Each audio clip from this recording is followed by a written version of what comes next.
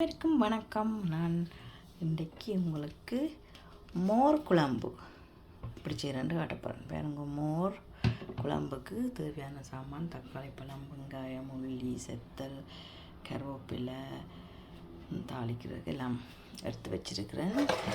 கொஞ்சம் வெந்தயக்கீரையும் வச்சுருக்கிறேன். நல்லெண்ணெயில் தான் வதக்க போகிறேன். எப்படி செய்கிறேன்னு பார்ப்போம். மோர் இந்த மாதிரி தான் இங்கே கிடைக்கும். அதை வச்சு மோர் குழம்பு கொஞ்சமாக தாளிக்கிறதுக்கு எண்ணெய் விட்டு நான் இப்போ கடுகு பெருஞ்சீரகம் போடுவோம்.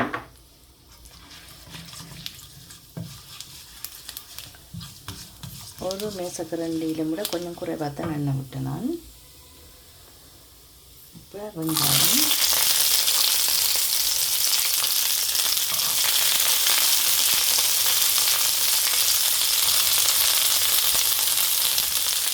சுண்டல்,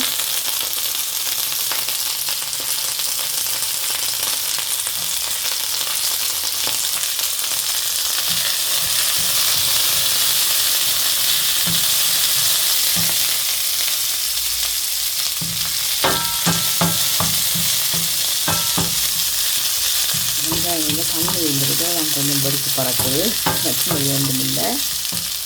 பிறகு உள்ளி, உள்ளி முழுசாக போடுறோம். வெட்டையில் சின்ன உள்ளி, வெட்டைக்கல் உள்ளி, வெங்காயம் போடுவோம். பிறகு செத்தல்,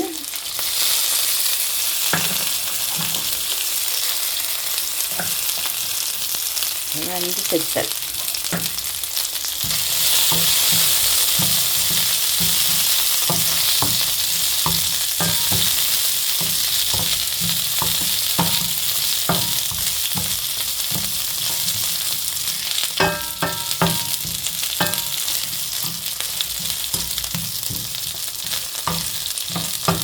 அடுப்பு கை கிட்ட விடாதங்கோ.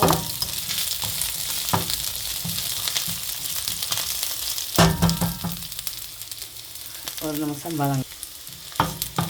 நிமிஷம் வதங்கிட்டுது. இப்போ 2 தக்காளி பழம், மீடியம் சைஸ் தக்காளி பழத்தை வெட்டி வச்சுருக்கோம்.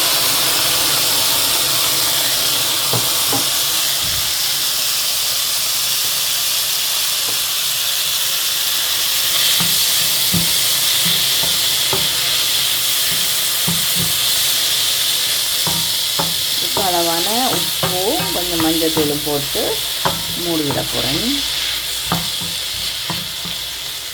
இப்போ பாருங்க, உப்பு மஞ்சள் தூள் எல்லாம் போட்டு மிக்ஸ் பண்ணிட்டேன். இப்போ நாங்கள் 2 மினிட்ஸ் 2 நிமிஷம் மூடி விடுவோம். இப்போ பாருங்க, இந்த மோரை நான் இப்படி ஃபுல்லாக ஊற்றி வச்சுருக்கிறேன். சரியா, இந்த பவுல் ஃபுல்லாக. இதுதான் நான் இப்போ கடைசியாக விட போகிறேன். இது விட்டுட்டு அடுப்பு ஆஃப் பண்ணினா இப்போ 2 நிமிஷம் ஆகிட்டுது. வந்து பார்ப்போம்.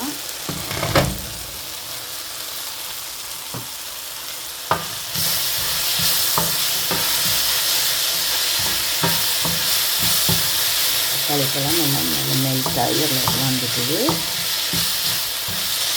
அகலம் விரத்துவது இல்லை. இப்போ நான் அடுப்பை ஆஃப் பண்ணிட்டேன். சரியா, ஆஃப் பண்ணிட்டு தான் இப்போ வெந்தயக்கீரை போடுறேன். சரியா, இது இந்த தோட்டத்தான் வெந்தயக்கீரை, கடைசி கீரை முடிஞ்சு. இனி அடுத்த தரம் போட வேணும். தோட்டம் மண்டு கட்டு அணைக்காதீங்க. பல்கனியில் ஒரு கொட்டுக்களை வச்சு வளர்க்குறது தான்.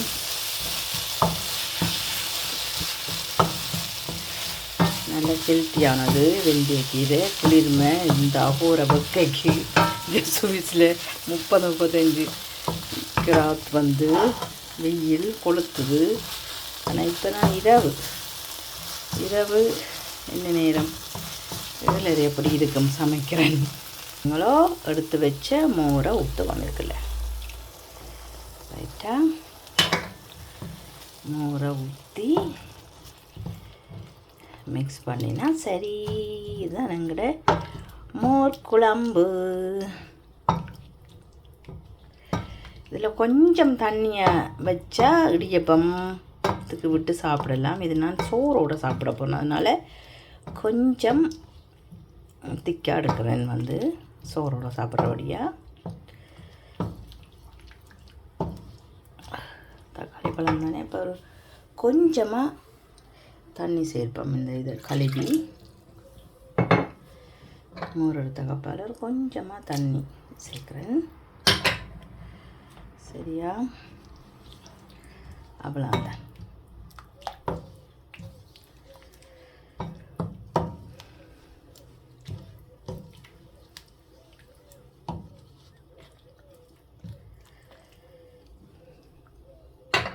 எப்படி பார்த்தீங்களோ, இது நான் சோறோடு சாப்பிட போகிறேன். அப்பளம் பொரித்து நல்ல டேஸ்ட்டாக இருக்கும் சோறோடு சாப்பிட.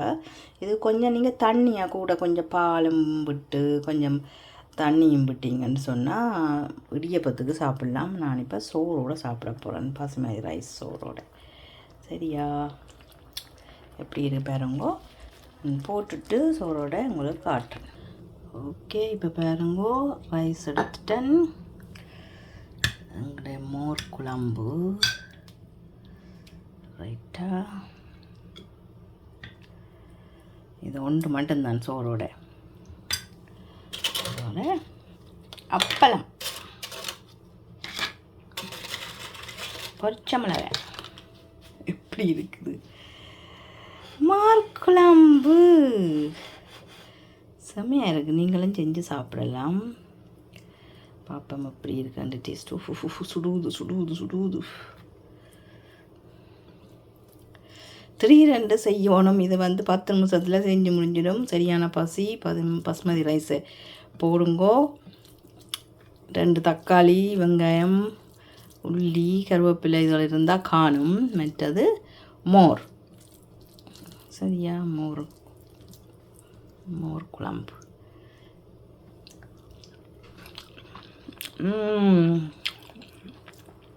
செம்மையாக இருக்குது சாப்பிட்றதுக்கு. நீங்களும் செஞ்சு சாப்பிடுங்க. நன்றி, வணக்கம்.